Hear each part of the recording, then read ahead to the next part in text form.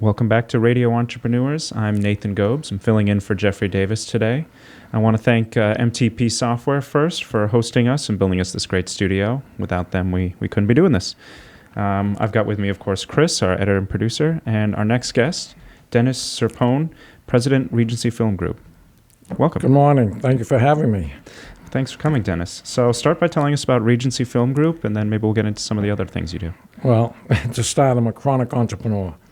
I start companies on a whim, and I seem to have an innate ability to see from beginning to end.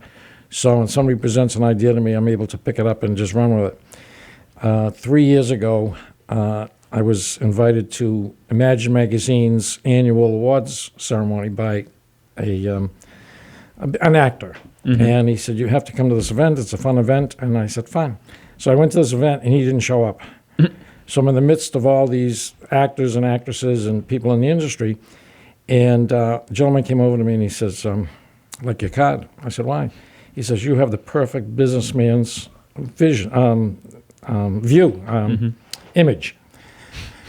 So I gave my card, and 2 weeks later he called me up and he said, "Dennis, I'd like to have coffee with you." So I met him for coffee, and he's with Steve Sweeney, the comedian, and Keith Dorrington, a producer from Hollywood.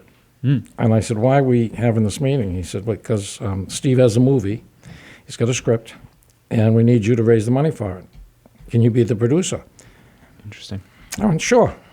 I had no idea what I was getting into. But I said, "If there's a movie involved and everybody wants to be in a movie," I said, "Sure, I'll give it a shot." So in the next 6 months, I raised a little over $100,000. That $100,000 produced this full-length feature movie. It's a romantic comedy with Steve Sweeney.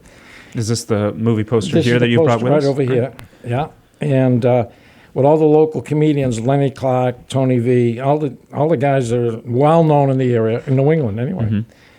So I went to each of the film shoots with my little CyberShot camera, taking pictures, and I was part of the crew. I was kind of getting off on the celebrity by identification. So they finished the movie in 3 weeks. I went to see the rough cut, and I was appalled. It was not very good. But next to me was a gentleman, Chris Meyer, who's a Hollywood editor, and he's taking notes. And when I went to see the finished cut, I was amazed how good this movie is. And it's really, turned it around. really excellent. Nice. It's won a comedy award. We're featuring it November 1st, 2nd, and 3rd at the Rhode Island Comic Con at the Providence Civic Center, where they'll be selling and giving away the DVDs of the movie. And I went to Hollywood with the movie. Yeah. I'm in Hollywood with Peter Farrelly. He had just won the Oscars for Green Book. Yeah. And all of a sudden, I'm amongst all these celebrities. And we went to the Beverly Hills Hotel and all that. So it's been a terrific run. So now I'm working on a couple other movies. I was the woman who runs the Imagine magazine. She's the queen of Imagineers. It's an organization of independent filmmakers. She knows everybody, Carol Patton. So she said, "Dennis," she says, "once you're identified as an executive producer, everybody's going to want to talk to you." I mean, I don't know why. And I'm inundated with people who have Suddenly projects. you're a big shot around Hollywood. I'm a big shot. And I've only done one. So by identification. So we now have a couple of projects. One is with ex-mayor Boston Ray Flynn, Ambassador of the Vatican. He has a book called The Accidental Pope. So I'm working with Ray and Elaine Gray and Carol Patton on that movie. And and other people are pitching movies to me, and it's just a matter of deciding which ones to work on. So it's been a nice run. So I started Regency Film Group as a somewhat of a moniker to identify what we're doing. And I came up with Regency Film Group only because I remember seeing Regency on the big screen. And I said, well, let me see if I can get the domain name. and I got it. So That's a good name, yeah. yeah, Regency Film Group. Yeah. So the movie is funny. And what's the name of the movie for our radio listeners? Sweeney Killing Sweeney. Sweeney Killing Sweeney. And when Steve first said Sweeney, I says, Sweeney Killing, and it's a funny movie. It has to do with, in Sweeney's act, he has a number of different characters. Mm-hmm. And the storyline is that he gets an opportunity to go to Hollywood, but his characters are not going to be in the movie. So in order for him to do this movie, he has to eliminate his characters. His characters come to life, and they try to kill him so he doesn't go away. And and he falls in love, and there's a love angle and so forth with a wonderful lady, Sharon Lynn Smith. So it's a great movie, and Tony V and Frank Santarelli and all these other big guys are all in the movie. Lenny Clark. Nice. So let's get into, as Jeffrey likes to call it, the Wayback Machine, and tell us your evolution of what brought you into, we learned about the evolution of Regency Film Group, but what led you to that? Well, I went to school to be an engineer, and so I did my BS in engineering, and then I went on to grad school for an MBA. And while I was in grad school, I was tending bar in a Greek restaurant. And every Tuesday night, my regulars were Arthur Demoulas, who started Market Basket. Oh, wow. Alec Antonopoulos, who started Anton's Cleaners. There was the gentleman, another Greek gentleman who had the patent for Velcro. And then there was a dental surgeon. And every Tuesday night, they would come in. And as they came in, I'd ask them how they got started. And Arthur would tell me how his father started the one Cleaners, and then another one, and then the kids took over. It was the same story with Demoulas. Father started a Superette, and another one. As the kids come out of school, they took them over, and they became monsters.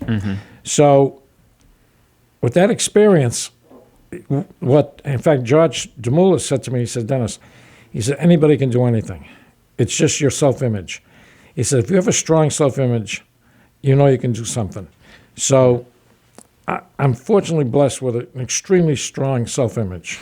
I have no idea what I look like, but I have an idea what I look like. So, That's important. It is. You are what you think you are. Yeah. And you make the rest happen. Absolutely. There was I'm trying to think of the line. There was Napoleon Hill. What the mind can conceive and believe, the mind can achieve. And it's so true. So I've learned through my experiences that nobody's successful alone. You have to surround yourself with successful people. So what I've done is through the years, I've tried to associate with people who are successful. And that leads to success. Now I'm at a point in my life where it's not about me, it's about helping other people.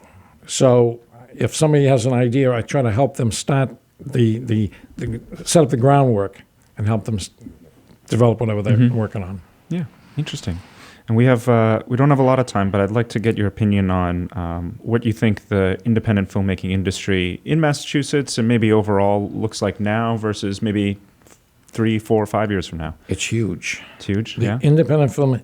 What I'm seeing is, much to my chagrin, because when we did Sweeney Killing Sweeney, everybody was involved. Everybody worked on the film to make this thing happen, and they worked many times for nothing to make it happen. And my idea was, my assumption was that once the movie's made, everybody's going to promote it, and it's going to go on and on and on. The fact of the matter is, once it's done, people move on to other projects. Yeah. So in the mass film market, and because of my affiliation with Carol Patton, because I'm friends with her, and I typically have lunch with her every couple of weeks, and she fills me in as to what she's the publisher of MAGE magazine, as I said, but she's connected to the whole industry, and she's the head of the effort to expand and extend the film credits in Massachusetts, which is critically important to filmmaking. Yeah, I know that's the It's backbone huge. of the entire industry, Absolutely. really. And some of the senators and representatives are behind it, and others are wishy-washy on it. So she's really the impetus behind getting that passed. That being said, there's a huge amount of content. I mean, I can't tell you how many people come to me with projects, excellent projects, And they're in different stages, obviously, of completion, but they all need, there's three things. You need the money, you need somebody to make it, and then you need somebody to promote it. Carol is one of the people that is the impetus behind promoting. Yeah. So in terms of what the market looks like, a huge market. It's all about the money. I started an association, the New England Association of Executive Producers, to try to get the people who raise money together to get behind independent filmmaking. Great. So the actors are in this business. The actors who are actively involved are busy. There's always work, whether it's independent filmmaking or whether it's commercials, but they're all busy. Yeah. How does Massachusetts compare to some other states? I know there's been a lot of, actually, I can think of off the top of my head a few movies and television shows that have been produced in the area, but compared to, I think Georgia's pretty big on their credits. To be honest with you, I really don't know. No. Okay. But I went up to the soundstage. Carol took me up to up at Fort Devens. There's the New England Studios soundstage. You have 4 huge, humongous Yeah, it's big. facilities, and they're busy. Yeah. So It's a good sign. it's a great sign. So and compared to other areas around the country, I really don't know. Okay. Well, thank you for coming in today. I want to remind everyone we've been speaking with Dennis Serpone, president of Regency Film Group. Dennis, if somebody was looking to reach you and get in touch with you about any of the things we've been talking about today, how could they do so? I'd love to have anybody interested in any way, shape, or form call me. My number is 617-721-9655. And my email, which is probably better, is dserpone, DSERPONE, at Comcast.net. Great. Thanks again, Dennis. Thank you. Appreciate you coming in Appreciate it. today. I want to remind everyone this is Radio Entrepreneurs. We'll be back after these messages. That sounds